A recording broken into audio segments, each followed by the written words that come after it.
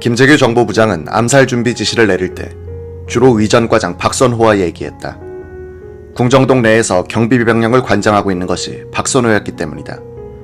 대통령과 경무원들을 자신의 지휘하에 움직이는 병력 속에 집어넣고 있었던 박선호가 그 시간에는 실질적인 경호실장이었다. 부장수행비서관 박흥주 대령은 이날 밤에 두 주역, 김재규와 박선호가 짜놓은 상황 속에서 수동적으로 따라가는 역할을 했다.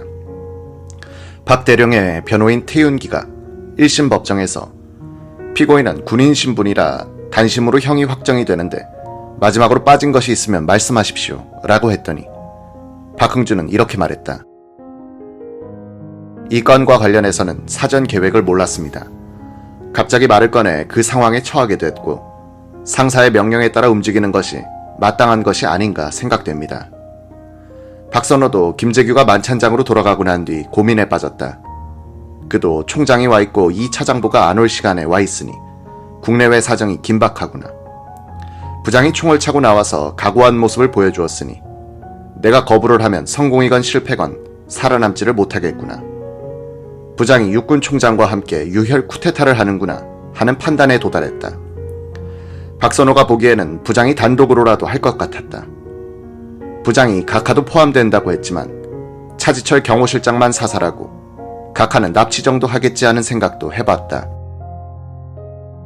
경호원들에 대한 공격을 준비하는 데는 재민이 차로 총만 싣고 오면 2분도 안 걸리는데 처음에는 1시간을 요구할까 하다가 30분의 여유를 달라고 했다.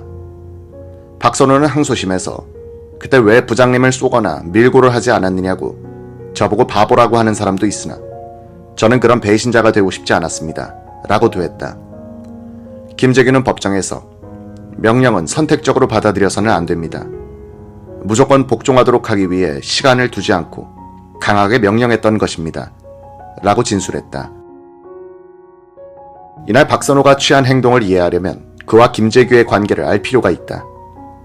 이때 나이가 45세이던 박선호는 대구의 대륜중학교 학생 시절에 체육교사 김재규를 알게 됐다. 박선호는 1953년에 해병학교 16기로 들어가 소위로 임관한 뒤부터 파월 청룡부대 대대장, 해병 서울보안부대장, 해병사령부 인사처장을 거쳤다. 1973년 10월 10일에 해병대가 해군에 흡수되어 통합될 때 예편했다. 박선호는 스승이기도 한 김재규가 3군단장으로 있을 때 중학 동기들과 함께 가서 인사를 나누는 등 접촉을 유지하고 있었다. 해병대에서 전역한 다음 해인 1974년 4월 그는 당시 정보부 차장이던 김재규의 도움으로 정보부 총무과장으로 취직했다. 김재규가 건설부 장관으로 나간 뒤에는 정보부 부산지부 정보과장으로 옮겼다. 기자는 당시 부산에서 발행되고 있던 국제신문의 사회부 기자였다. 1976년 1월 1일자 사회면 머릿기사로 포항에서 유증이 발견됐다는 요지의 기사를 썼다가 박선호 과장에게 불려가 조사를 받은 적이 있었다. 정보부가 포항에서 석유 시추를 하고 있었는데 유증 발견 사실은 보도 금지가 되어 있을 때였다. 그때 본 박선호는 날렵한 몸집을 가진 부드러운 신사였다. 소위 기관원으로서의 건방진 태도를 느낄 수 없었다. 아마도 기자가 나쁘지 않은 대우를 받았기 때문이겠지만 박선호는 그해 초에 부산지부 정보과장직에서 면직됐다. 당시 부산에서는 서울에서 내려온 석진강 검사가 대대적인 밀수 수사를 지휘하고 있었다. 밀수 세력을 비호해온 정보부 직원들도 다수 조사를 받았다. 이 검찰 수사팀의 동향을 알아보려고 박선호가 도청을 시켰는데 이것이 정보부의 내부 감찰에 걸려 그만두게 된 것이다. 박선호는 군대와 정보부의 엄격한 상명하복 관계에 의하여 장악되어 있었을 뿐 아니라 김재규와는 의리와 인정에 의해서도 운명적으로 엮여 있었다. 박선호는 정보부 부산지부 정보과장직에서 면직된 이후 한 1년 실직자 생활을 하다가 다시 김재규의 도움을 받는다. 김재규는 그때 정보부장으로 부임해 있었다. 건설부 장관 출신인 김 부장은 박선호를 현대건설의 사우디 주베일 항만 건설 현장 안전차장으로 취직시켜주었다. 1977년 4월의 일이었다. 한 8달 근무하다가 이듬해 2월에 돌아온 그는 중앙상사라는 유류 수입상을 경영하게 됐다. 그해 8월 초 김 부장의 의전과장으로 있던 김인영이 회사를 찾아왔다. 그는 부장님께서 당신에게 관심이 있어 하신다며 회사의 경영 상황을 물어보고 돌아갔다. 8월 7일 정보부장 비서실장 김갑수 장군이 좀 와달라는 연락을 해왔다. 정보부에 와서 다시 근무해볼 생각이 없는가? 무슨 보직인데요? 아직은 모르겠는데 부장이 알아서 해주실 거야. 박선호는 자신의 회사가 그렇게 잘 돌아가는 것도 아니라 정보부 근무 제의를 승낙했다. 김갑수 실장은 그 자리에서 박선호를 부장실로 데리고 들어갔다. 김재규 부장은 박 과장에게 궁정동의 안가를 관리하는 의전과장 자리를 제의한 뒤 오늘부터 근무를 시작하라고 했다. 그날로 김인영 과장과 인수인계를 했다. 이렇게 하여 박선호는 이 역사적 사건에 말려들게 되었던 것이다. 박선호는 군 검찰신문에서 이렇게 말했다. 김 부장은 본인의 은사이고 직업도 알선해 주시고 본인을 알아주고 아껴줘 고마운 생각을 항상 해왔습니다. 삼국지, 대망 같은 책을 많이 읽어라. 검소하게 생활하라. 우쭐거리는 행동은 삼가라는 등 좋은 말씀을 하여 평소부터 존경해왔습니다. 박선호는 이날 김재규를 보자 하여 전광석화 같은 암살 작전을 펴는 데 있어서 해병대의 기지를 충분히 발휘한다. 이날 작전의 성공 여부는 이 사나이의 행동 여하에 달려 있었다. 그는 최초의 순간적인 주저와 번민을 즉시 극복하고 과단성 있게 행동을 개시한다. 박선호는 김재규의 암살 지령을 들은 뒤 골목길 건너편에 가동이라 불리는 신관 2층 자신의 사무실로 가면서 이렇게 생각했다고 한다. 동원인원 선발을 생각한 바 우선 떠오르는 인물이 이기주였습니다. 그는 본인 밑에서 경비를 책임지고 있는 인물로서 해병대 출신인데 무엇을 시켜도 복종할 수 있는 사람이었습니다. 본인이 의전과장으로 부임한 이후 경비직에서 관리직으로 보직을 변경시켜주어 본인의 은혜를 입은 자였습니다. 그는 가동 1층 경비원 대기실을 거쳐 2층 사무실로 올라가면서 경비원 관리 책임자인 이기주를 불러올렸다. 권총 하나 갖고 와.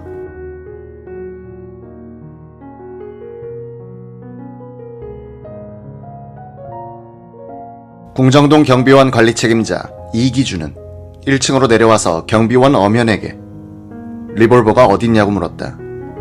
내가 근무용으로 차고 있는 게 하나 있어요. 주세요. 근무용이라니까요. 과장님이 달라고 하셔요. 엄현은 허리에서 권총을 풀어서 건네주었다. 이기주는 박선호와 같은 해병대 출신으로서 태권도가 3단, 유도가 초단이었다. 다른 경비원들과 함께 매주 수요일에 공기 권총으로 사격 훈련을 하고 있었다. 근무할 때도 허리에 찬 권총에는 항상 실탄을 장전하고 있었다. 박선호 과장은 지시만 떨어지면 아무데나 쏴도 좋다는 지침을 주어놓고 있었다. 해병대 출신끼리의 독특한 인간관계 덕분에 이기주는 박선호의 특별한 배려를 받고 있었다. 박선호는 이기주로부터 오연발 38구경 리볼버와 권총집을 받아 가지고는 탄알집을 열고 5발이 든 것을 확인했다. 권총을 다시 집에 넣고 혁대에 끼운 뒤에 허리에 찼다. 이기주와 함께 1층으로 내려오면서 박선호는 M15로 무장하고 양복 상의 안에 넣고 라고 했다. 이때 박선호의 눈에 띄인 사람이 자신의 승용차 운전사 유성옥이었다. 그를 보는 순간 유성옥은 성격이 괄괄하고 용감하며 복종심이 강한 자이므로 그를 선발하기로 결정했다는 것이다. 박선호 이기주는 같이 대기실 입구에 있는 총기함으로 갔다. 경비원이 꺼내주는 소총 M15 한정과 15발이 든 탄창 1개를 이기주가 받았다. M15는 구형 M16 소총의 별칭으로 추정된다. 경비원 관리 책임자 이기주는 M15를 양복 저고리 안에 넣고 바깥으로 나갔다.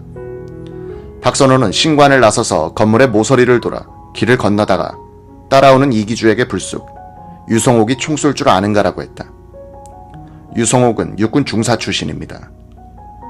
총을 잘 쏠 줄 아는지는 모르지만 육군 중사 출신이니 최소한 쏠 줄은 알지 않겠느냐는 뜻으로 한 말이었다. 권총에 장전하고 오라고 해.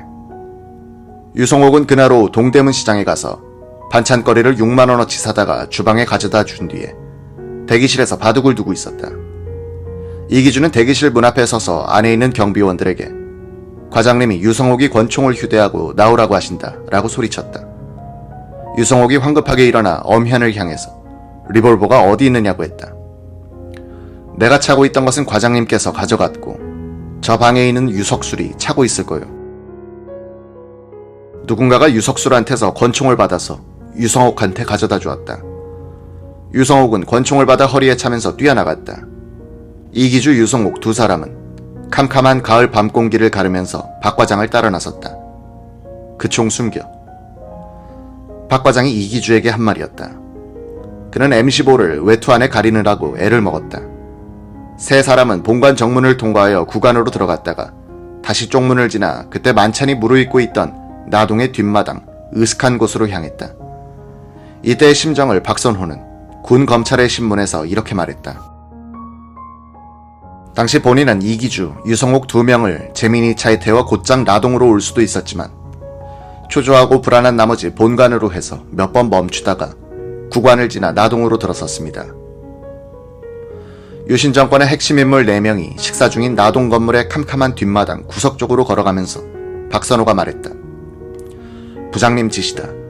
오늘 일이 잘 되면 한몫 볼 것이다.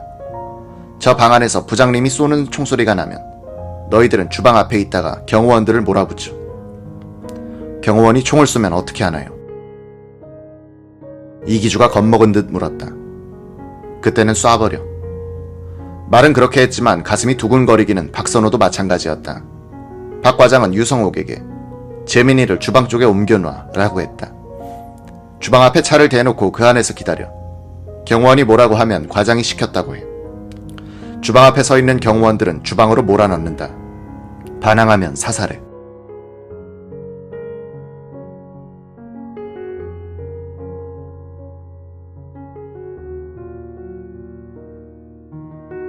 박선호는 나동 정문 초소를 가더니 경비를 서고 있던 서영준에게 이기주와 교대하라고 지시했다. 서영준은 교대한 지 20분도 지나지 않았는데 무슨 교대인가 하고 이상하게 생각했으나 말없이 시키는 대로 하는 수밖에 없었다. 박선호는 나동에 들어가 상황을 살피고 나오다가 정문에 서 있는 이기주를 봤는데 우옷 안에서 M15의 개머리판이 삐죽이 나와 있고 움직이면 소리가 났다. 권총으로 바꿔오라고 지시했다. 이기주는 박 과장이 권총으로 바꿔 차고 오라고 했을 때 이 길로 도망가 버릴까 하고 생각하다가 마음을 고쳐먹었다고 한다. 그는 법정에서 진술하기를 한 번 해병이면 영원한 해병이다. 과장이 나를 신임했는데 거절할 수가 있는가. 과장이 유사시에는 생명을 걸고 충성하라고 했는데 하는 생각을 했습니다. 라고 했다. 그는 항소심에서 과장님이 왜 하필 나에게 이런 일을 시켰는지 원망도 했으나 저를 신임했기 때문에 그와 같이 시켰을 것이라고 자위도 했습니다. 라고 말했다. 조금 전에 박선호와 박흥주 두 사람이 김재규로부터 거사에 대한 지시를 갑자기 받았을 때 느꼈던 똑같은 충격과 당황을 이번엔 이기주와 유성옥이 느끼고 있었다. 이기주는 법정에서 과장의 지시면 누구나 그 자리에서부터 뜁니다. 라고 했다. 변호사가 불응한다거나 승낙한다거나 선택적으로 판단할 여유가 없다는 것인가요? 라고 물었다. 무조건 지시에 따랐습니다. 상관의 지시니까 무조건 따르고 여기서 죽는구나 하고 생각했습니다. 유성옥은 그때 나이가 36이었다. 경기도 고향이 고향인 그는 불우한 어린 시절을 보냈다. 생모는 2살 때 죽고 계모 밑에서 살았다. 중학교 2학년을 중퇴한 다음에는 근처 미군 공병대에서 나오는 쓰레기를 주워 팔아 생계비를 보탰다. 그의 아버지는 산에서 나무를 해 서울에 가져다 파는 등짐 장수였다. 유성옥은 어릴 때는 고아처럼 자랐다. 그에게 군대는 피난처이자 기회의 땅이기도 했다.